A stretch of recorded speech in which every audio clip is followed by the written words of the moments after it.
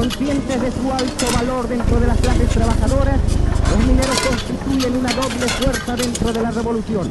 El sostén económico de un pueblo sometido a las contingencias de la monoproducción y la constitución de un ejército obrero dispuesto a defender las ventajas sindicales obtenidas en la nueva lucha revolucionaria de la que forman parte activa. No olvidaría comenzar la revolución. El 52, cuando ha habido la revolución. La revolución del 9 de abril. 8 de la noche ya estábamos posicionados, el tercer turno del sindicato Vidrio.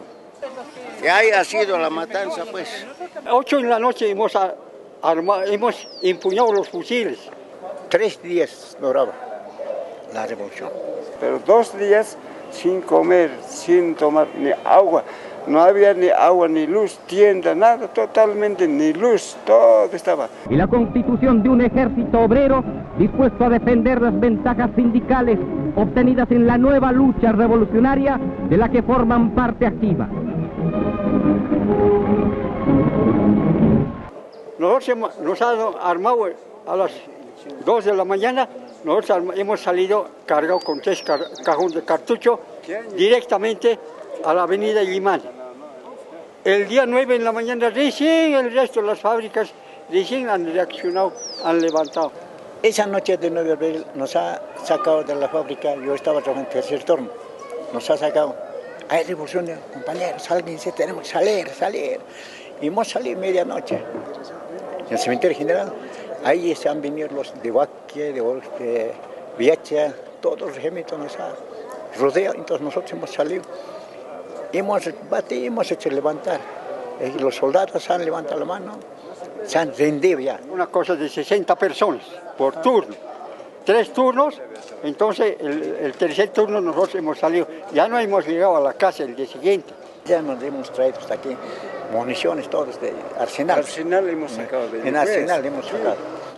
Nosotros éramos el primer bloqueador, el primer entrador del sindicato Vidrio. Hemos ido a atropellar a la universidad. Ahí atrás nosotros hemos saltado porque éramos jóvenes, no hemos sentido nada. Al día siguiente, y esa noche hemos dormido en el cementerio, al día siguiente, ya entonces quiere decir que han rendido. No habían rendido. Se han levantado el colegio militar, en el colegio militar, Valverde Villarreal actual. Ellos han salido, ahí hemos bajado con armas, le hemos hecho vacío también hay. Le hemos hecho casi 8 regimientos, le hemos hecho render, señor periodista. Yo he salido, no me alabo, ¿no? Yo he salido, yo era joven también. Yo no llego a mi cuarto, y amaneció. Ha muerto una cosa de 5 personas, jóvenes.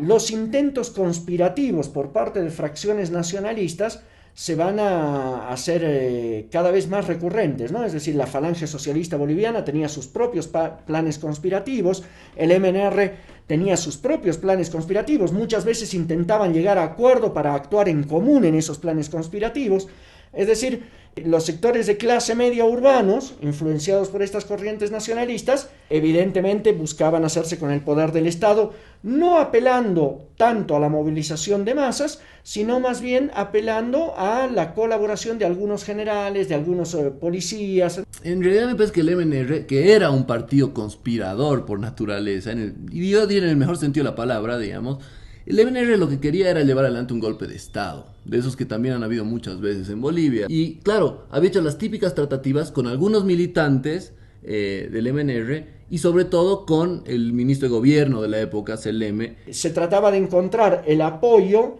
en fuerzas del mismo régimen que les facilitara llegar al gobierno. Es decir, el MNR piensa la insurrección, no la piensa como una revolución, sino que la piensa como un putsch, en la que se tenían que apoyar esencialmente en las fuerzas de los carabineros, es decir, de la policía, de algunos sectores aliados del ejército y del colegio militar, y movilizar las fuerzas obreras que les fueran leales y afines, es decir, los comités políticos o las fábricas que dirigiera el MNR. No era un intento de movilización masiva ni generalizada, sino todo controlado y regulado. Y esta insurrección, la paradoja es que estaba siendo derrotada. Es decir, para el 8 de abril, ¿sí?, la insurrección estaba fracasando. Siles Suazo, que era uno de los jefes de la insurrección, el 9 de abril estaba escapando al Aja, en realidad estaba escapando al Perú, porque daban por derrotada la insurrección, ¿no?, el golpe de Estado. El general Seneme se había asilado en la embajada del Uruguay. Todo el Estado Mayor movimentista estaba en plena retirada, ¿no? Y mientras el general Ortiz se apresta a rendirse, busca rendirse ante el Estado Mayor movimentista encabezado por Siles Suazo, Siles Suazo está huyendo hacia el Perú. Le informan a Siles Suazo de que los mineros y los fabriles han dado un vuelco a la situación, que han derrotado al ejército y que el golpe de Estado se ha transformado en una insurrección victoriosa, ¿no?, una revolución. Va el general Ortiz a rendir, a presentar la rendición.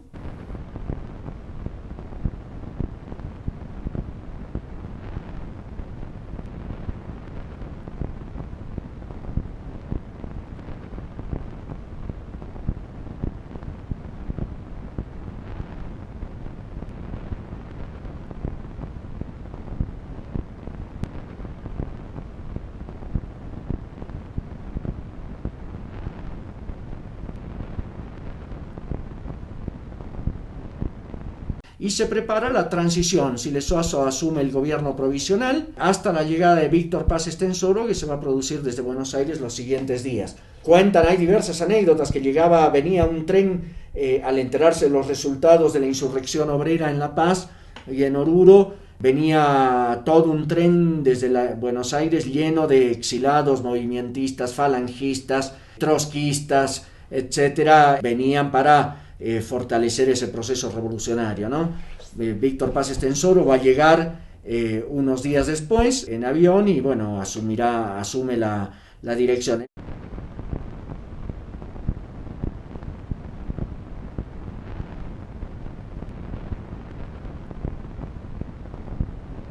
10 días después de la insurrección de abril se funda la Central Obrera Boliviana, es decir, el 17 de abril, con los fusiles aún humeando de la insurrección, con la inexistencia del ejército, es decir, con un poder obrero hegemónico y rebosante en todas las ciudades y calles del país, se funda la Central Obrera Boliviana, que por las características de su fundación va a ser mucho más que un sindicato. Si bien su columna vertebral van a ser los mineros y los fabriles, va a ser un gran frente único de masas que va a agrupar a las comunidades indígenas, pequeños comerciantes, sectores populares empobrecidos, clases medias, sin comprender el surgimiento de la COB como resultado directo de la insurrección de abril del 52, no se puede entender la historia contemporánea boliviana. La única forma de ciudadanía, podríamos decir, que existía en Bolivia a partir del año 52 va a ser la de la COB, es decir, uno era alguien si estaba afiliado de alguna manera a algún sindicato, si no, no existía. La COB, la Central Obrera Boliviana,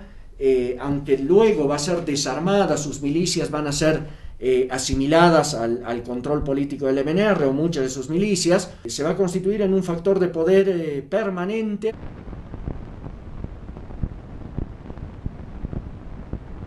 La Paz es una ciudad, es un hoyo, es una hollada, digamos. Entonces arriba está el cuartel más importante probablemente de las Fuerzas Armadas, y ahí están atrincherados los regimientos del ejército que han venido del altiplano.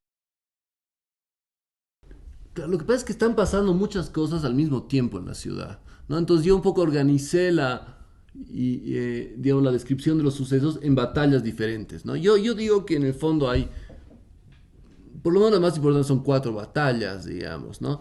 La primera es casi en el centro neurálgico de la ciudad de La Paz, en el barrio Miraflores, un barrio residencial muy importante en la época, pero además que está bastante cerca de la Plaza Murillo y está bastante cerca del Cerro de la Icacota, que en ese momento, en términos bélicos, era prácticamente definitivo, ¿no? Porque, bueno, no sé cómo será ahora, pero en esos momentos, con el armamento que había disponible y todo, la altura es definitiva para el devenir de los sucesos bélicos. Entonces, el barrio de Miraflores era muy importante.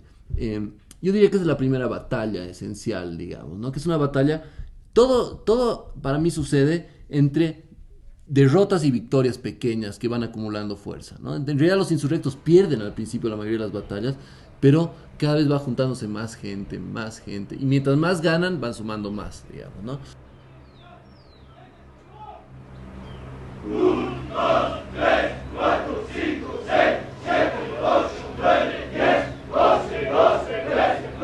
Y ahí está, en ese mismo barrio, el cuartel urbano más importante en La Paz, que es el Estado Mayor, ¿no? Toda esa batalla son, como siempre, 9, 10 y 11 de abril, 3 días que, digamos, empiezan en base a pequeños combates chiquititos en calles de la ciudad, se van sumando más gente, ya es una batalla más fuerte por controlar el cerro de la Icacota, que en principio controlan los militares. Después logran vencer los insurrectos, toman el cerro y ya van avanzando. Incluso cuentan que los obreros se echaban debajo de los muertos, ponían muertos encima y cuando entraban los camiones con los muertos, salían de debajo los obreros. Entonces yo diría que la primera gran batalla es una batalla mucho más urbana puntualmente, que es la batalla de Miraflores, que termina con la toma del Estado Mayor. La otra batalla es la batalla que yo le llamo la batalla de las laderas, digamos, ¿no? Que es justamente lo que contaba antes, es ese tránsito entre una batalla que empieza en el centro de la ciudad y que va desplazándose hacia lo que en ese momento eran las afueras de la ciudad, que era la Ceja del Alto, donde estaba este cuartel, ¿sí? Yo diría que una batalla en sí misma es cuando ya llegan allá arriba, porque cuando llegan arriba han rodeado a los regimientos del ejército, pero igual hay que pelear con ellos, ¿no? Y yo creo que la única forma por la que pudieron ganar fue que atacaron de dos flancos. Entonces todos los regimientos se tuvieron que ir apelmazando, digamos, frente al ataque de esos de los dos grupos de insurgentes que atacaban por los dos lados. Pero al mismo tiempo, justo ese momento, llegaron los refuerzos mineros de Milluni. Milluni es la montaña que está viniendo de Oruro a La Paz, se la puede ver un pico y la mina está ubicada ahí arriba. Bueno, los trabajadores mineros observan cómo desde el cuartel militar de Viacha se está produciendo una movilización de tropas para reforzar la defensa de la ciudad de La Paz. Primero no teníamos armamento, ni un fusil, nada, ni una munición. De ahí hemos comenzado sacando de municiones, armamentos, hemos atacado polvorines en cuartel. Ahí había muertos, no te puedo decir más exacto. Los mineros de Milluni asaltan el tren que se trasladaba hacia la ciudad del Alto, no había ciudad del Alto, sino la ciudad de La Paz en ese entonces. Todos los familias, pues, comenzando Saiz, Hanasí, Horno, Solino, cervecería, fábrica de vidrios. Hay toda una planificación para lograr tomar la Ceja, pero solamente por caminos de herradura, caminos casi clandestinos, tapados, digamos, donde los morteros que vienen desde arriba no van a atacar tan fuerte, digamos. La matanza ha sido fuerte. Nosotros barrio por barrio hemos salido con esto. Cuando hemos ido a hacer el asalto al arsenal, y con eso nos hemos sacado, con eso hemos defendido hasta el último. No sé dónde conseguiría, los demás siguen llegando a municiones, ¿no? Entonces ya era en la mañana 8, 9, 10, todo el día, ya, entonces había municiones. Ya entonces esa hora de viernes en la tarde, las 3 o las 4, ya ha comenzado aquel lado lado de Achucalla. Todito han rodeado a los regimientos, los soldados, como el soldado no se han escapado, todo. Recién hemos subido arriba a alto. Había muertos, miles muertos. ¿Cuánto hay? 7.000, no te puedo decir exacto. Hemos bajado, ellos no. Tampoco no había esa vez ambulancia, porque carros particulares de la alcaldía recogía esos cerros que estaban botados los muertos. Y ahí al último hemos triunfado. Eso no me acuerdo si era un día viernes o sábado. Los soldados se han desaparecido, no sé dónde irán, ¿no? Se han escapado a sus casas o si no a otra parte. Por sangre, olor de sangre era. derrotan al ejército, toman el tren, toman el cargamento de municiones y con eso empiezan a bajar, se descuelgan de las laderas de la ciudad de La Paz y empieza el combate en las principales barriadas obreras. Los soldados ya se han retirado, ya son conscriptos. De ahí hemos atacado al colegio militar. En el colegio militar ha muerto bastante, unos 500 o 300 compañeros, ¿no? De ahí ha durado más o menos 2 horas ahí, ¿no? Combate. Entonces hemos atacado al último regimiento San Jorge, 3 de infantería, regimiento Pérez. El ejército ha quedado disuelto, el armamento está en manos de los obreros. La única fuerza armada en este momento es la clase obrera boliviana, son las milicias obreras. Pero yo digo verdaderamente, hemos aplastado los 8 regimientos. Y estas milicias son las que van a dar la tónica política y económica a la situación nacional. Víctor Paz Estenssoro va a llegar los próximos días desde su exilio en Buenos Aires y no le va a quedar otra que iniciar los preparativos de la nacionalización de las minas y de una serie de medidas que cuando fue gobierno con Villarroel no llevaron a cabo. Mauser usábamos y el piripipí. Este fenómeno de acción obrera independiente, pues no se había convocado a los trabajadores mineros para nada, salvo Lechín, que estaba informado de la insurrección, pero era un individuo suelto, no había hecho los preparativos en ningún centro minero para llevar adelante la acción.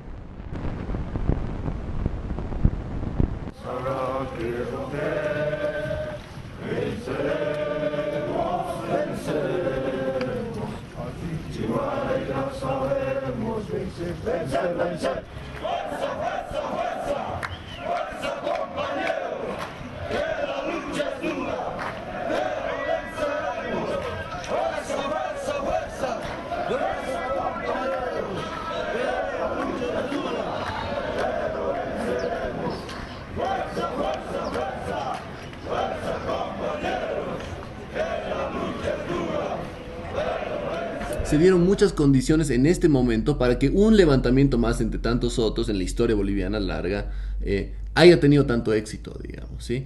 Se conjuncionaron muchas cosas. Por un lado, el hecho de que había ya un agotamiento muy marcado de, por llamarlo así, digamos, de esos gobiernos antipopulares que después de Villarroel habían estado en Bolivia. Era un ejército de juguete, un ejército que en el máximo servía como los típicos perros del Estado para mantener el orden interno, sobre todo contra los indígenas y los mineros y los fabriles. Entonces era un ejército de juguete, un ejército que no tenía ninguna identidad propia y un ejército conformado en gran manera por el pueblo que pretendía combatir. La subjetividad que va a conducir a la revolución del 52 tiene 2 vertientes, podríamos decir. Por un lado, la guerra del Chaco, en la que se manifiesta la crisis del Estado republicano, ¿no? Es decir, donde estaban excluidos las grandes mayorías nacionales, la existencia de un voto calificado, bueno, todo lo que conocemos, ¿no? Es decir, que solo podían votar aquellos que sabían leer y escribir. Por otro lado, tiene que ver con que la experiencia en la guerra del Chaco ya se cristalizó. Muchos de las personas que, a diferencia de otros levantamientos en Bolivia, donde era gente más, por llamarlo así, más amateur en cuestiones bélicas, en el 52 muchos de los insurrectos eran personas que habían luchado en el Chaco. Entonces era gente que sabía de movimientos militares, tácticas militares, manejo de armas, ¿no? Entonces cuando uno ve los testimonios, claro, la gente que yo entrevisté, la mayoría no había ido al Chaco porque ya eran muy mayores los que venían al Chaco, pero todos los que yo entrevisté recordaban que en esos minigrupos, esos minigrupos que se formaron para luchar, el líder casi espontáneo era una persona que había luchado en el Chaco. Un régimen que se basaba esencialmente en la propiedad minera y en la propiedad de la tierra gamonal, ¿no? Es decir, lo que se conoció como la rosca.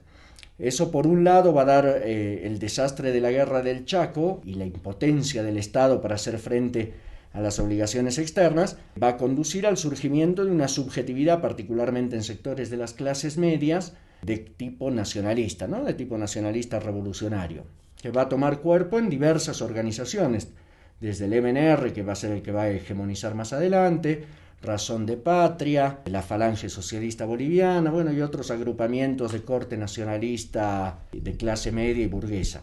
De gente que apenas vio que la mano venía mal para el ejército, se dio la vuelta a la gorra, se dio la vuelta a la chaqueta y se sumó a la insurrección. Entonces, muchos bajaban, que hasta hace 2 días eran militares, que se habían vuelto insurrectos. Yo ese año mismo me salía licenciado de cuartel, regimiento de Comanche, primer de artillería de Oruro. Los corralitos que sufrieron los bolivianos en la guerra del Chaco, que eran emboscadas, que los paraguayos todo el tiempo les hacían a los bolivianos porque conocían el terreno, dice, es como que si esos corralitos que sufrieron los bolivianos en el Chaco son esa misma táctica, la aplicaron.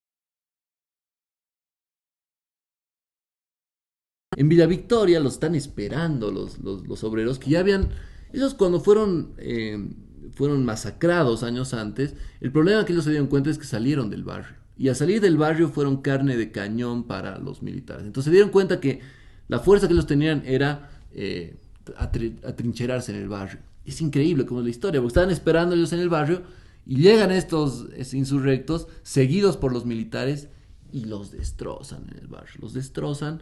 ¿Y qué es lo que sucede? Ya se hace un grupo más fuerte y ahí es el liderazgo de estos excombatientes de la guerra del Chaco. Ellos se dan cuenta que es imposible triunfar si no logran tomar la ceja. Los mineros de Milluni me decían, nosotros salimos a La Paz a pelear contra los militares y escuchábamos un montón de rumores diversos, que es un golpe de Estado, que es Víctor Bastensoro que va a volver de Buenos Aires, que es Hernán Siles Suazo, pero en el fondo no nos importaba eso. Lo que nos importaba era sacar a los militares del poder y sacar a esa rosca, es la palabra muy de la época, ¿no? Esa rosca antinacional, digamos, que había tomado el poder y que no representaba a nadie, digamos, ¿no? Cuando uno habla, por ejemplo, con los fabriles que salieron a luchar en Villa Victoria, ellos me decían, nosotros teníamos un enojo marcado guardado por la masacre que habíamos vivido años antes. Entonces, en el fondo no teníamos claro hacia dónde íbamos, pero sí teníamos claro contra quién íbamos y quiénes no queríamos que estén, digamos, ¿no? Y el caso de estos muchachos que te digo, ellos me decían, nosotros no teníamos nada que ver con el MNR, pero ya desde el colegio en el Ayacucho teníamos un sentimiento fuertemente enraizado, antiautoritario, popular. El 9 de abril pasa a la historia como una revolución, porque es objetivamente una genuina revolución obrera, que al disolver el ejército, el poder que emerge es un poder absolutamente condicionado, es decir, por esas mismas milicias, que rápidamente el MNR va a tratar de transformar esas milicias en lo que posteriormente se va a conocer como el control político, ¿no? Es decir, desarmar las milicias obreras y resignificarlas como milicias del MNR, o sea, del partido, no sujetas a la disciplina del sindicato, sino sujetas a la disciplina del partido. La última batalla muy importante es la de Oruro. Digamos que en realidad la insurrección en términos geográficos nacionales vivió sobre todo en La Paz y en Oruro. Pero en Oruro fue una batalla enorme. Empezó porque los mineros de la mina San José intentaron tomar el cuartel Camacho. Tuve la oportunidad de participar en los hechos de la revolución del 9 de abril de 1952 en la ciudad de Oruro, una ciudad minera, una ciudad altiplánica que está al sur de La Paz. Mes de marzo y estuve en abril, ¿no? Y lógicamente que los hechos se sucedieron de una manera sorpresiva. Yo estuve en Oruro juntamente con mi hermano menor, Roberto Pérez Barrios, que también era inquieto, era universitario, etc. Y el 9 de abril en la mañana ya escuchábamos movimientos de gente, correteo por aquí, correteo por allá, movilidades, etcétera, ¿no? Y entonces se notaba que la gente iba en dirección a la plaza principal. En la plaza principal ya estaba la gente del MNR, fundamentalmente, y la gente trabajadora minera, que era la columna vertebral del MNR en Oruro, ¿no? Los mineros allí estaban con sus dinamitas, etcétera. Notoriamente más los mineros que otros sectores de trabajadores como los fabriles, por ejemplo, ¿no? Que aún todavía no estaban muy bien organizados, pero los mineros eran los principales.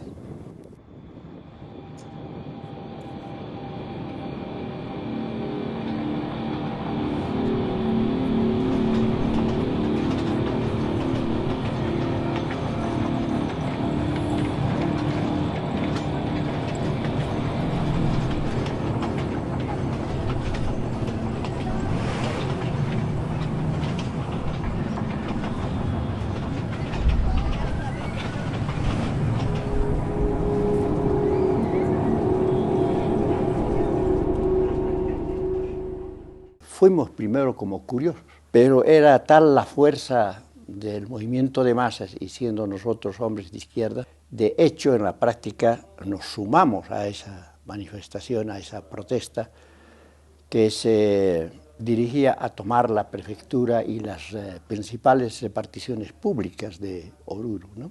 Entonces, en esas circunstancias, nosotros prácticamente fuimos arrastrados por la masa. Ya nos vimos envueltos ahí en el torbellino de la rebelión. Aparecimos en la prefectura, y ya dentro de la prefectura, y donde ya la gente daba mueras a la rosca, viva la revolución. Alguno que otro tenía algún arma, pero la mayor parte tenía dinamitas.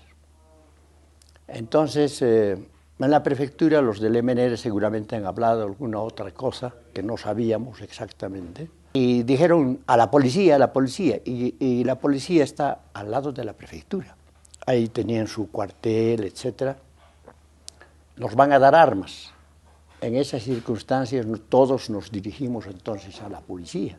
Y en la policía, como ya era un acuerdo de la policía comprometido con la revolución, no hubo resistencia de ninguna clase. Por el contrario, nos facilitaron las armas.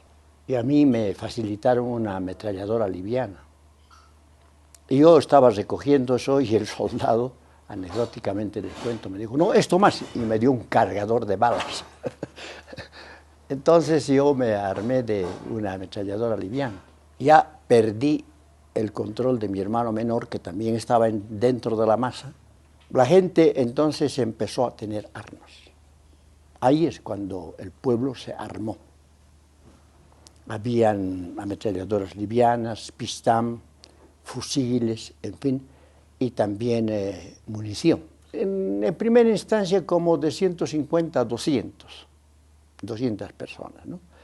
Pero después fue aumentando el número a medida que pasaba el tiempo y a medida que habían visos de triunfo de la revolución, porque no había oposición en ese momento, ¿no?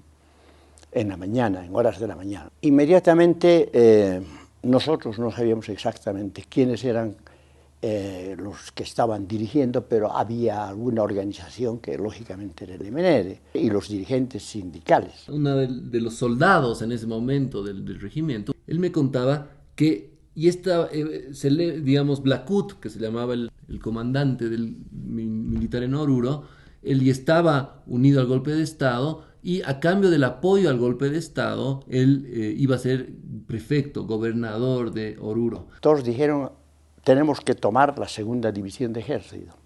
La segunda división de ejército es, diremos así, en Oruro, la parte administrativa militar que controla al regimiento Camacho y a las otras unidades militares próximas a Oruro. Entonces nos dirigimos a la segunda división del ejército y los militares no abrieron fuego, pero tampoco abrían la puerta. La puerta era una especie de puerta grande de garaje y entonces la gente que tiene iniciativa siempre consiguió una especie de volqueta y con esa volqueta se arremetió contra la puerta de la segunda división de ejército. Y lógicamente que la volqueta logró su propósito de abrir las puertas de la segunda división de ejército. Cuando el MNR decide hacer este golpe de Estado, ¿sí?, junto a Seleme, el comandante del regimiento Camacho se suma al golpe de Estado, ¿sí? Cuando se abrió, todos entraron y ahí intervino el coronel Blackwood. Este coronel Blackwood, en primera instancia, parecía que estaba comprometido con la revolución. Entonces él trató de organizar y finalmente, como no había resistencia y ellos también estaban en la conspiración, entregaron también armas. No hicieron mucha resistencia. ¿Qué es lo que pasa? No, ellos tienen que actuar el 10 de abril, ¿sí? El comandante Blackwood lo que hace es que deja sin munición al regimiento Camacho, ¿sí?, para que no se levantara, para que no pudiera pelear contra el golpe de Estado, digamos, ¿sí? La mujer, la esposa de Blackwood, era el contacto entre Blackwood y Seleme y el MNR. Ven que el 9 de abril la cosa no está yendo muy bien para los insurrectos en La Paz y Blackwood decide dar marcha atrás, se arrepiente de formar parte del golpe. Sin embargo, ¿qué es lo que sucede? Hay un grupo de dirigentes MNRistas que van a exigirle a Blackwood que cumpla lo que el compromiso que había pactado, digamos. Habían puñetes, gritos, forcejeos, rompimiento de algunas puertas, en fin, todas esas cosas, pero se consiguió más armamento. Para entonces la gente ya aumentó, porque todos querían armas. La gente, estando armada, cobró más bríos, más valentía, y nos arrastraban a todos, ¿no? Y nos dirigimos a la toma del regimiento Camacho, que era la principal unidad donde estaba el personal armado, etc. Seguramente que en esa época tenía como unos 300 hombres en el regimiento Camacho. Yo he servido también como soldado en el regimiento Camacho y ahora tenía que tomar, juntamente con los revolucionarios, el regimiento Camacho. Fuimos en gran manifestación, para entonces ya superábamos, seguramente estábamos llegando a las 1000 personas. Ya era una muchedumbre grande, ¿no? Yo me acuerdo perfectamente que cuando llegamos a Los Rieles, en la zona norte, debes acordarte de Oruro, ahí pasaba el ferrocarril, iba a San José a la mina para recoger los minerales, etcétera, ¿no?, para la exportación. Entonces, cuando estuvimos ahí marchando, ahí yo lo vi a Mario Torres, ya que lo conocía de vista, no lo conocía bien, muy bien, pero lo conocía de vista. Entonces él se detuvo en medio camino, en la calle, en Los Rieles, y lanzó un discurso. Entonces él dijo de que había estallado la revolución, que teníamos que tomar nosotros el regimiento Camacho, que nos organizáramos y que había un acuerdo con los militares y que había que ir con prudencia y que nos organizáramos, que hiciéramos una formación, ya no un tumulto. Y efectivamente las mujeres del MNR, la señora Galsin y otras señoras más, y los trabajadores mineros, etcétera, encabezaron. Nosotros estuvimos ahí metidos en la masa. Y nos dirigimos juntamente con Blackwood, que era el coronel Blackwood, que se suponía estaba con nosotros. Entonces encabezó también él la marcha directamente ya hacia el cuartel. Y efectivamente ingresamos a la cuadra del cuartel. Y cuando estuvimos a la altura de la puerta, la manifestación ya estuvo a la altura de la puerta del regimiento Camacho. Entonces él dijo de que la gente se calmara y que él hablaría con sus colegas militares, que él arreglaría alguna solución, algún entendimiento, para que no haya enfrentamiento.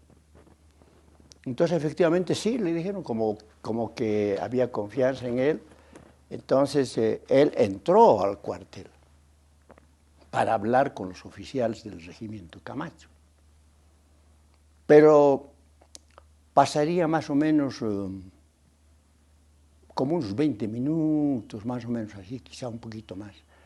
Y la gente, inclusive, que estaba delante, las mujeres y los hombres, con su bandera nacional, entonaron el himno nacional, como una forma de decir que somos bolivianos también nosotros, ¿no? Y que ellos también son bolivianos, una forma de ver el entendimiento que podía haber ahí. Pero resulta de que el coronel Blackwood ya no sale. Y nosotros, la gente exigía, decía, ¿cómo? De una vez que se define, en fin, la gente, la masa siempre impaciente. Blackwood está desesperado, sabe que no va a triunfar, no tiene demasiada munición y dispara desde dentro del regimiento a varios de esta multitud que estaba afuera. Obviamente la reacción es de un enojo absoluto y los mineros, al noticiarse que está sucediendo eso, los mineros de San José deciden ir a tomar el cuartel Camacho. En esos instantes, cuando menos se pensaba, los soldados que estaban pertrechados en las paredes y en el edificio mismo, ahí, abrieron fuego contra la gente. Fue un susto, un hecho tan inesperado que todos empezaron a chillar porque ya cayeron las primeras víctimas, que fueron las mujeres. Y algunos trabajadores, y ahí murió el dirigente del MNR Soria. Era una masacre directa a menos de 20 o 30 metros. ¿No? Ahí cayeron las primeras víctimas de la revolución. En esas circunstancias, yo que tenía escuela militar, porque hacía poco que había hecho el servicio militar, salí de ahí al arrastre. Y mucha gente se metió a las casas del frente, donde había una pequeña fábrica, y no cesaba el fuego. Seguía la masacre, era una verdadera masacre. Y lógicamente escapamos, yo logré escapar pura tierra, los otros también, en fin, etcétera, en circunstancias muy difíciles. Los mineros retrocedieron, y como ya teníamos armas, y la gente tenía armas, se apostó en los edificios que están más o menos cerca del cuartel Camacho, y empezaron a abrir fuego también contra los militares. Y empezó la balacera en esa forma. Pero ya se produjo la masacre. No recuerdo exactamente en qué circunstancias han podido recoger los cadáveres, porque cada uno estaba buscando salvar su vida. Y yo escapé, conjuntamente otros compañeros, diré así, que no los conocía, eran todos trabajadores. Y los mineros empezaron a organizarse mejor y tomaron posiciones más estratégicas, más convenientes. El cuartel Camacho está más o menos aquí abajo y las viviendas mineras están un poco más arriba y la mina San José en el cerro está también más arriba. Desde las faldas del cerro de San José se puede ver claramente el cuartel Camacho. Y esa fue la gran ventaja de los mineros. Como tenían armas, entonces ellos disparaban de arriba hacia abajo. Y los del Camacho estaban en desventaja, porque no podían acertar adecuadamente, ¿no?, en su respuesta armada.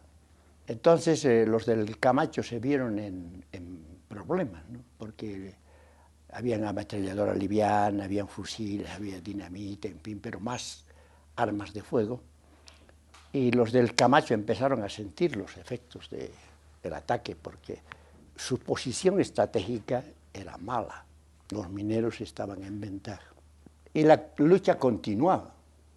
Los mineros no cedieron y en la noche se arreció el ataque porque parece que los mineros idearon cosas mejores para tomar el regimiento Camacho, como que efectivamente cerca de la medianoche los oficiales del regimiento Camacho se rindieron. Ellos abandonaron precipitadamente el cuartel Camacho y fue un triunfo, una alegría y una tristeza también porque había un montón de muertos. La pausa fue muy breve, diremos así, porque ya la gente se enteró de que el regimiento andino, que estaba al sur de Oruro, y otro regimiento más y otro que no recuerdo los nombres, estaban avanzando sobre Oruro para retomar Oruro. El gobierno de La Paz había ordenado, y los militares habían ordenado, de que sus regimientos retomaran Oruro, porque aquí también en ese momento se estaba luchando. Todavía no se había consolidado tampoco la revolución en La Paz. En esas circunstancias, entonces, ya al amanecer se habían movilizado en dirección al sur. Yo me levanté más o menos tipo 7. Lograron tomar el cuartel Camacho, escaparon los soldados del cuartel Camacho, pero los regimientos del interior de Oruro, con la misma lógica que en La Paz, vinieron a rescatar al Camacho y ahí una multitud enorme los esperó en Papel Pampa. Y ya me di cuenta porque seguían los disparos también, ya empezaron, de nuevo otra vez empezaron los disparos, pero eran disparos que llegaban de la parte sur de la ciudad. Entonces toda la gente que estaba en el regimiento Camacho y en la segunda división de ejército se trasladó a la zona sur, en la parte del cementerio de Oruro, ¿no? Y lógicamente que como tenían armamentos los revolucionarios, abrieron fuego contra los soldados que querían retomar Oruro, pero también estaban en desventaja estratégica. Los soldados y los regimientos, el andino y otros más, estaban en plena pampa, que es como una especie de mesa de billar. Y los revolucionarios estaban en la ciudad, en las construcciones pobres de los alrededores de la ciudad, en mejor posición, porque se protegían de las paredes, en fin, estaban en los techos. En cambio, los soldaditos, como se decía en esa época, estaban en la pampa y eran pues blanco fácil. Y fueron cayendo los soldados. Entonces, a las 10, 11 de la mañana, ya muchos de los soldaditos se rindieron, no obstante de que los militares se oponían, pero ya se rindieron los soldados, ya se entregaban. Y a mediodía se generalizó la entrega y tuvieron que rendirse los militares. Entonces los mineros, la gente revolucionaria, los tomaron presos a todos los oficiales, a los soldados, etc. Pero el pueblo, siempre que es amplio, dispuso de que los pusieran en libertad a todos los conscriptos, a los soldados, y solamente se detuviera a los oficiales. Ya los oficiales mayores, coroneles, etcétera, capitanes, etcétera, los trataron en realidad como se merecían, porque ellos estaban yendo también a masacrar al pueblo, ¿no? Los degradaron, les sacaron las gorras y les pusieron al revés, les sacaron los zapatos, les hicieron caminar descalzos por una especie de calle de amargura. Y han atravesado la ciudad de Oruro hasta el cuartel, hasta el regimiento Camacho a pie, insultados, pegados, etcétera, por la gente del pueblo que estaba indignado por la masacre que se había producido el día anterior. Fue uno de los combates internos más enormes y masivos en la historia de Bolivia. Ahí sí fue un enfrentamiento así, una batalla entre dos grandes bandos sacándose la mugre de frente, ¿no? Porque mucha de la batalla en la ciudad de La Paz fue más lo que yo le llamaría una guerra de guerrillas, digamos, ¿no? Gente no sé, desde sus casas disparando, esperando en esquinas, aprovechando el terreno, digamos, ¿no? Acá fue más una batalla frontal. El pueblo ya estuvo preparado y los trabajadores también. No ha sido una cosa improvisada, sino que la revolución ha sido la culminación de la lucha del pueblo boliviano contra la rosca minera, contra Hochschild, Patiño y Aramayo, quienes eran los que dominaban políticamente y colocaban gobiernos en Bolivia. Entonces fue una revolución contra la rosca minera y la clase trabajadora sabía ya de antemano que lo que se quería era la nacionalización de las minas, la reforma agraria, el voto universal, la reforma educacional y otras reivindicaciones de carácter social. La gente estaba preparada para eso. Además, el gobierno de Urriolagoitia, los militares de derecha y los militares que se hicieron cargo del poder posteriormente, hicieron una política de represión, de persecución. Para entonces ya habían muchos perseguidos, muchos presos, y cometieron actos de atropello, no se respetó derechos humanos del pueblo boliviano, y por eso es que se sumó a la revolución. El 10, a mediodía más o menos, acabó la resistencia o la ofensiva de los militares y triunfó completamente la revolución en Oruro. Eso fue lo que ocurrió el 9 de abril, lo que puedo referirle de los hechos concretos que se produjeron en esa fecha.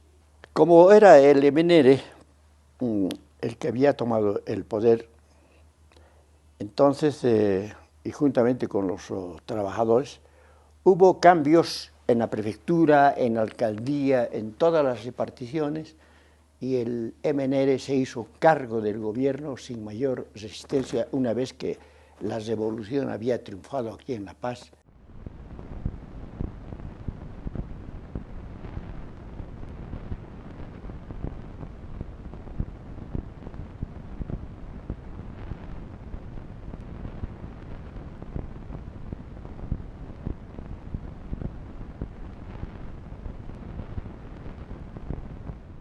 A mí me gusta dar la idea de batallas, diferentes batallas, para que se sienta que al mismo tiempo están sucediendo hartas cosas en diferentes lugares. Pero sobre todo yo creo que era una sensación de donde estabas, ibas a tratar de luchar en contra de los militares que estuviesen pasando. Yo diría que esas son las 4 importantes, ¿no? La de Miraflores, la de las laderas, la del Alto y la de Oruro. Cada vez me queda más claro que la historia oficial, por llamarlo así, la historia nacionalista, heredera en buena parte de la revolución, digamos, de allí del MNR, ha sido una historia bastante discrecional, bastante pobre, bastante reduccionista. Me da la impresión de que la versión común que compartimos a través de los colegios, de los libros de historia más convencionales, ha sido un artificio nacionalista. Una historia basada en forma unilateral en el desastre de la Guerra del Chaco y el surgimiento del nacionalismo, es decir, la construcción de esa visión de los orígenes de la Revolución del 52 obedecía a la necesidad que tenía el movimiento nacionalista revolucionario de legitimar su papel ante la revolución y ante la historia en general, ¿no? Es como hay una distancia demasiado grande entre las narrativas convencionales sobre el 52 y lo que me parece sucedió en la vida cotidiana y en esos días en la gente de a pie. La narrativa oficial le dio demasiada importancia al MNR, ¿no? Y el MNR fue importante, pero fue un actor más en una trama muy diversa de personas. No hay, como piensa la historia oficial, un gran líder revolucionario MNRista que está sentado en un lugar dirigiendo eso. No, es gente que desde sus propias autoorganizaciones, desde su propia autodeterminación, es la que va en el camino organizándose y llegando a eso, digamos, ¿no? Por ejemplo, yo tengo un testimonio que me decía, ¿cómo es la vida? Yo estaba el 9 de abril tomando desayuno en el estadio y terminé el 11 de abril volviendo con 4 Mausers encima, la gente llevándome en andas, dándome sándwiches, no sé qué, pero yo, o sea, si alguien me preguntaba, jamás hubiera podido responder que 2 días después iba a estar haciendo la revolución, digamos, y por ejemplo, gente que me decía, yo jamás pensé que el 10 de abril iba a matar a alguien, digamos. La cultura política boliviana no se puede entender hoy, la cultura de la asamblea, la cultura del bloqueo. Se hace bloqueo para protestar contra alguien o para exigirle que cumpla. Hay una cultura política callejera que tiene sus raíces en la revolución del 52. A ver, tiene que ver, me parece, con que el 52 es una condensación o es una radicalización de una de las, me parece a mí, una de las marcas o una de las propiedades esenciales del pueblo boliviano, que es esa su capacidad de levantamiento, su capacidad, yo le llamaría casi un hábitus revolucionario, digamos, ¿sí? Los jóvenes actuales que son los criollos ya no nos respeta. Ahora todos saben leer, escribir, ya no nos respeta qué cosa hemos hecho, cómo hemos sacrificado.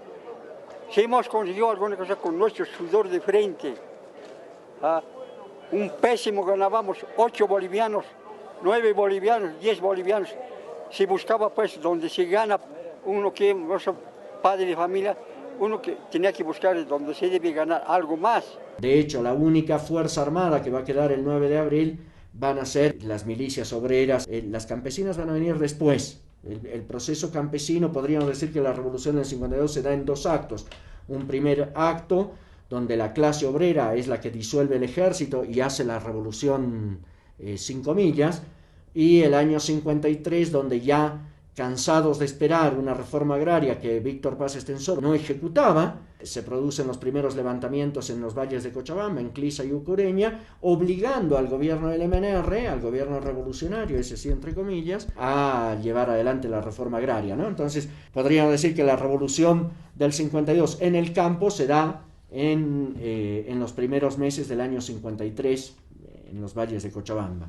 El viejo Estado republicano no existe más, no solo el régimen, ¿sí? Desaparece el Estado republicano y surge un nuevo Estado, un Estado condicionado por la acción de masas, condicionado por la movilización independiente del movimiento de masas, y por eso va a ser un Estado débil, un Estado gelatinoso, un Estado de crisis permanente, un Estado de convulsión social permanente, porque su origen es un Estado surgido de la partida de la revolución. ¿Se entiende? No es un Estado armado desde arriba, mediante ingenieros, mediante cientistas sociales, mediante legisladores que palabrería va, palabrería viene, es decir, a los ponchazos, al calor de las bayonetas y de los fusiles y de la dinamita, que va a ser un estado de crisis durante 50, 60 años. Se produce un fenómeno tremendo, ¿no? Porque el MNR, que ya había gobernado durante el gobierno de Villarroel, es decir, Víctor Paz Estenssoro fue ministro de Economía, se va a ver obligado por las circunstancias a tomar algunas medidas que en nuestro continente adquirieron un carácter muy radical, como fue la nacionalización de las minas, por ejemplo, la reforma agraria en el año 53. El 31 de octubre de 1952 marca para los bolivianos de su emancipación económica. En el campo María Barzola de Catavi tiene lugar el trascendental acto de la firma del decreto supremo por el cual las minas de Bolivia son para los bolivianos. Su Excelencia el señor Presidente de la República, Lord Víctor Paz Estenssoro, estampa su firma en el histórico documento. En igual forma lo rubrican el Poder Ejecutivo frente a una muchedumbre que vibra de emoción. Evitar la guerra civil agraria que ya se estaba desarrollando luego del 52, la reforma educativa que va a permitir que se generalice la educación primaria en todo el país, es decir, durante el periodo republicano, precisamente como solo votaban los que sabían leer y escribir, la clase dominante se encargó de evitar que los indios no pudieran tener acceso a la educación. Por eso las primeras escuelas indigenales, como por ejemplo la de Guarizata, que surge en el año 35 a iniciativa de un anarquista y de un indígena. El Paz Estenssoro ha decretado que haya escuela en 60 días, cada empresa, cada cooperativa, cada patrón que son de las haciendas, que hagan 2 cursos, obligadamente a la gente que servía a la gamunal, a los patrones. Pero resulta de ahí han sabido. Los patrones de nosotros, el Eduardo Sainz García, ha alquilado una casa de piso y no hemos aprendido a leer y escribir. Tenían un carácter conspirativo, es decir, no era un reformismo pedagógico el que se hacía, sino que el aprender a leer y a escribir era una labor altamente política y revolucionaria.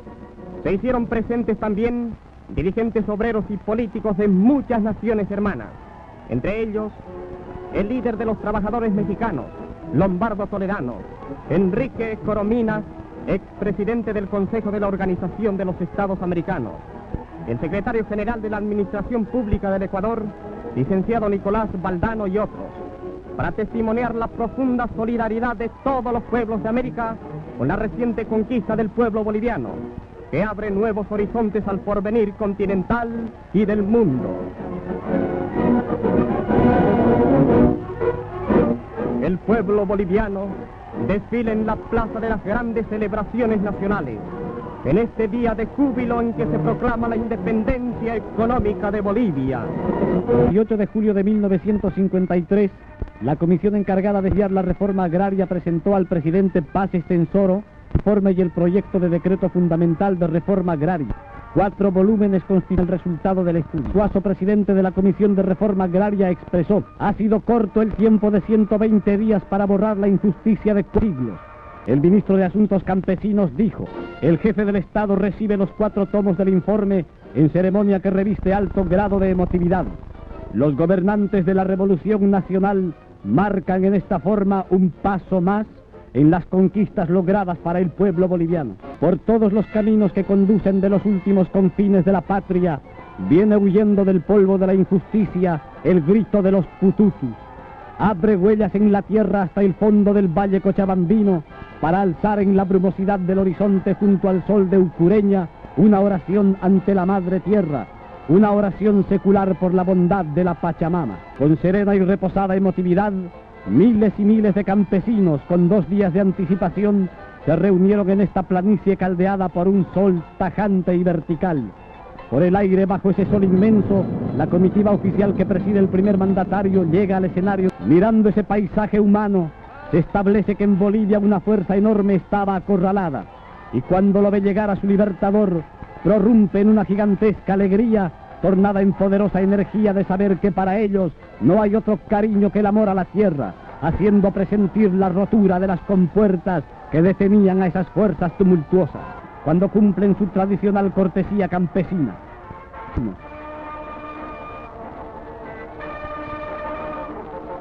Ha llegado el momento culminante.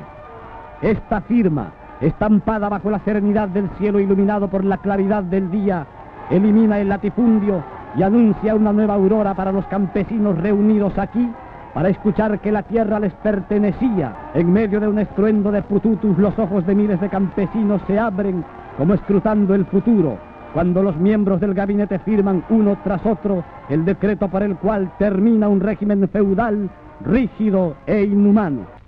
La emoción sube de punto cuando escuchan decir al presidente que la tierra es para ellos. Un murmullo general en la plasticidad fonética de sus lenguas recorre la inmensa multitud que desde ese momento ya no desconfía y, perdiendo sus prejuicios, grita sus vivas clavando millares de ojos agradecidos en el jefe del Estado.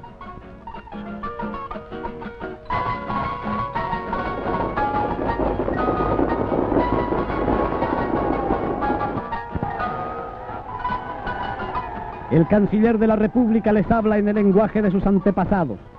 Hay una nueva emoción para ellos cuando escuchan en su idioma familiar: la tierra es para ustedes. La ceremonia ha concluido. Un paso más en la historia de Bolivia, un paso trascendental después de haber abierto los horizontes de la vida y la esperanza para la gran mayoría boliviana por el gobierno de la Revolución Nacional.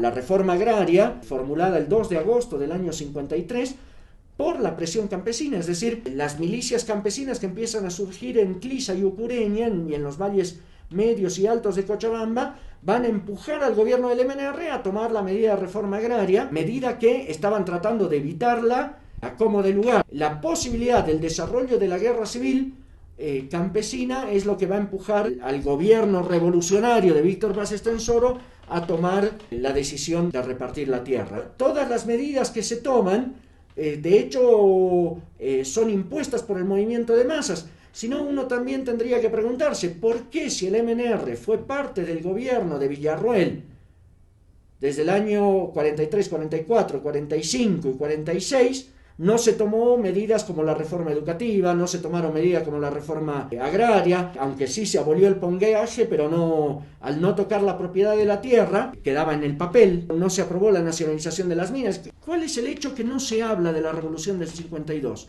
La expropiación de la voluntad obrera y popular. El MNR lo que hace es expropiar lo que hicieron las masas y presentar las conquistas que van a dar forma al Estado boliviano contemporáneo como si fueran graciosas concesiones del gobierno del MNR. El MNR se va a ver obligado a hacer estas medidas porque de hecho tenía detrás de la nuca la presión de las milicias obreras, es decir, la única fuerza armada en este país eran los mineros y los fabriles. Entonces, el 31 de octubre se produce la nacionalización de las minas, ¿no? Nacionalización que va a ser rápidamente desvirtuada por el mismo MNR, pagando suculentas indemnizaciones a los varones del estaño. Es decir, la década del 50 empieza con una crisis de la minería muy importante, con una caída de precios muy grande. Entonces, la nacionalización minera, si bien fue un paso en la afirmación del Estado Nacional, del surgimiento del Estado Nacional, desde el punto de vista económico va a tener un componente de salvar a esa rosca oligárquica al pagarle suculentas indemnizaciones, ¿no? Entonces, vemos que ya las primeras medidas que toma Víctor Paz Estenssoro son medidas obligadas por la movilización de masas, que tienen el objetivo de pasivizar la acción de masas e ir recomponiendo el destrozado Estado burgués. El ministro de Asuntos Campesinos, señor Ñuflo Chávez, explica al pueblo congregado los alcances que tendrá para Bolivia la reforma agraria, diciéndoles: hemos amanecido hoy día bajo la limpieza de un nuevo sol. Nuestro deber es no empañarlo. Con palabra sencilla pero cálida y franca, el jefe del Estado dijo que se devolvían las tierras a los campesinos, aniquilando así el régimen feudal que imperaba en el campo, para que Bolivia sea una gran nación, y que el latifundio era la causa del malestar general. El pueblo está de fiesta, y en el aire las banderas flotan mecidas por el viento de una esperanza, como si en ella floreciera repentinamente el germen de una patria nueva.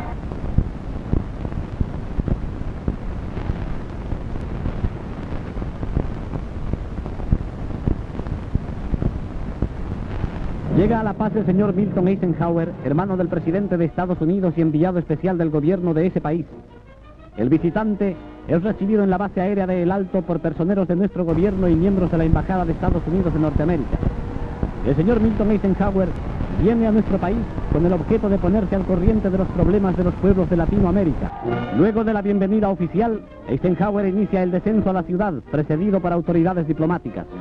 Reafirmó una vez más el deseo que existe en su patria por estrechar los lazos de amistad entre ambos pueblos. Finalmente, como el acto culminante de su visita a nuestro país, el señor Milton Eisenhower se encamina a la Casa de Gobierno, donde es recibido por el presidente constitucional de la República, doctor Víctor Paz Estenssoro, quien saluda también a los restantes miembros de la comitiva.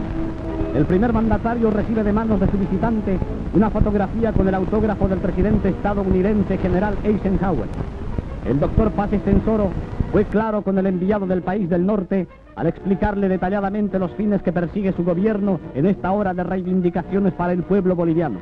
Una de las primeras medidas va a ser mandar a Barrientos y a varios oficiales más a la Escuela de las Américas para poner nuevamente lo que va a ser ya no el viejo ejército, sino un nuevo ejército, el Ejército Nacional, ¿no? Su Excelencia el Presidente de la República llega al Colegio Militar para inaugurar una vida nueva de este instituto, en la que los que se formen en él sean verdaderos defensores de las grandes mayorías del país.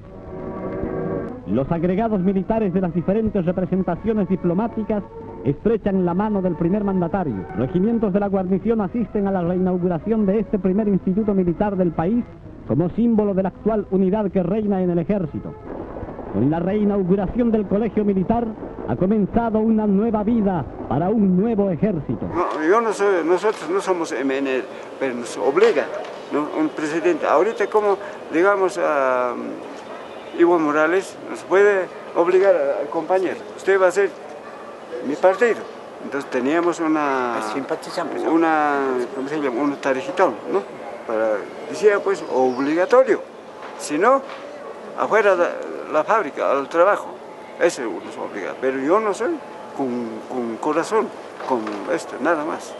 Cientos jefes y oficiales del ejército dispuestos a defender la Constitución y formar parte del ejército de la nueva Bolivia se alistan en las filas del movimiento nacionalista revolucionario. Jefes y oficiales forman en el Salón Blanco del Palacio de Gobierno. El primer mandatario dijo: este es un acto poco conocido en la historia de Bolivia, porque hasta ahora ningún partido político recibió en su seno a jefes y oficiales del ejército. Parece poco usual, pero en el fondo los jefes y oficiales están identificados con el régimen imperante, porque el ejército es uno de los organismos del Estado y debe cumplir la función de un organismo cohesionado. El presidente recibe el juramento de lealtad. Si defender la integridad del territorio nacional es defender al pueblo, respaldar a un gobierno popular como el del doctor Paz Estensoro es también respaldar al pueblo de Bolivia. Que las masas no es que entregaron el poder voluntario y gratuitamente. Hay todo un proceso de ir desarmando las milicias obreras, de ir engañando a los trabajadores, es decir, de ir eliminando todas las manifestaciones de poder obrero independiente. Esa historia es la que no cuentan los teóricos como Zabaleta Mercado, como Álvaro García Linera. Para ellos, la clase obrera, al no contar con su partido, tenía una predisposición casi natural, podríamos decir, a subordinarse a los nuevos amos, es decir, al nuevo Estado burgués que estaba surgiendo. Y entonces todos los resultados desastrosos de la historia boliviana siempre se las terminan adjudicando al movimiento obrero o al movimiento de masas. Y siempre se termina exculpando de responsabilidades, ¿no?, de los resultados históricos a los dirigentes, a los traidores, a los colaboradores, ¿entiende? Entonces es casi como que la historia boliviana sería la historia de un destino ineludible, fatídico, y bueno, que no se podía hacer nada. Y no, ahí se podía haber hecho mucho a condición de haber desplegado una política absolutamente independiente de todas las fuerzas burguesas, incluido el MNR, que durante esos días se disfrazaba de revolucionario, ¿no?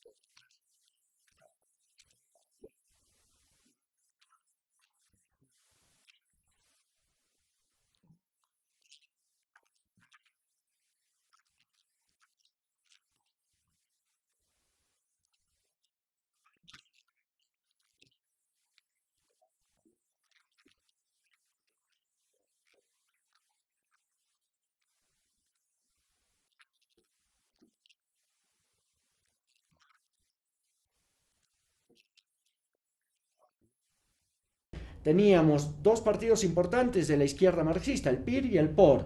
El PIR, que de hecho aparecía identificado con la rosca oligárquica, pese que había conquistado importantes posiciones en el movimiento minero y en las fábricas, pero su colaboración con la oligarquía de Patiño, de Hochschild, de Aramayo en los esfuerzos bélicos por la Segunda Guerra Mundial, lo habían dejado muy desprestigiado, ¿no? Era un partido que no estaba muy desprestigiado ante los ojos de la vanguardia obrera, aunque tenía su peso. Y por otro lado, el Partido Obrero Revolucionario, el POR, que se autoidentificaba como trotskista, que era débil en número, pero que había logrado conquistar algunas posiciones gracias a una audaz iniciativa de algunos de sus cuadros, como Guillermo Lora, es decir, de hecho la tesis de Pulacayo, que se adjudica muchas veces a Guillermo, fue en realidad un documento elaborado sobre la base del programa de transición de Trotsky, elaborado por el Comité Central del POR y introducido en el Congreso Minero de Pulacayo por un estudiante en ese entonces, Guillermo Lora, ¿no? Entonces sin embargo, esa audacia, esa iniciativa desplegada por el POR durante esos años no fue llevada hasta el final. Para dar realce a la conmemoración del 10º aniversario de la creación de la Confederación Sindical de Trabajadores Mineros de Bolivia, llega al distrito minero de Huanuni el señor vicepresidente constitucional de la República. Como acto central de la conmemoración, los obreros de los diferentes ingenios y de todas las reparticiones desfilan ante la tribuna oficial. El conductor de la revolución saluda a los trabajadores del subsuelo en su 10º año de vida sindical organizada y hace hincapié sobre la labor cumplida en el transcurso de este tiempo por tan importante confederación.